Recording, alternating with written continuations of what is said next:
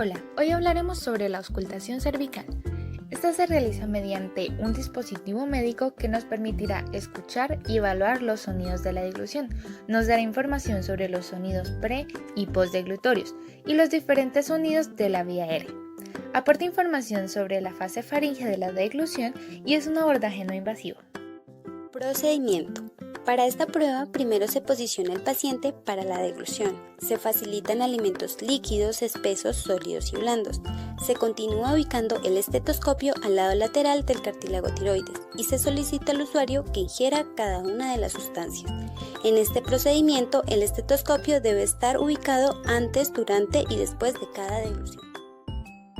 Bueno, Sebas, vamos a hacer una prueba que se llama auscultación cervical. Consiste en que yo escucho mientras tragas estos alimentos. Entonces, primero vas a tomar agua, luego yogur, luego vas a comer gelatina y por último vas a comer galleta, ¿listo?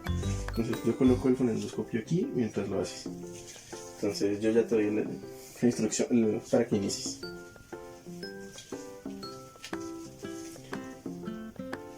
Listo.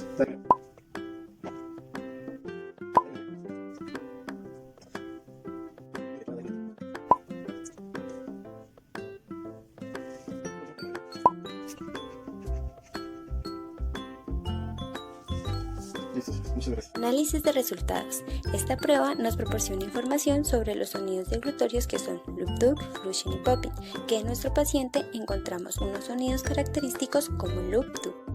Definición de la escala ID-10. La ID-10 es una escala de autoevaluación analógica verbal muy sencilla de rellenar, la cual consta de 10 preguntas que permiten evaluar sistemáticamente si el paciente presenta síntomas clínicos de disfagia. También es utilizada para detectar la disfagia al inicio, monitorear la evolución y respuesta al tratamiento en los distintos tipos de trastornos de la deglución. Buenas tardes, don Luis.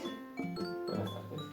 Bueno, a continuación voy a hacerle una serie de preguntas donde usted me va a responder calificando de 0 a 4, siendo el grado de molestia que presente en lo referido por cada pregunta, ¿de acuerdo?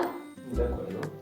Bueno, la primera pregunta es: ¿mi problema para tragar me ha llevado a perder peso? 0.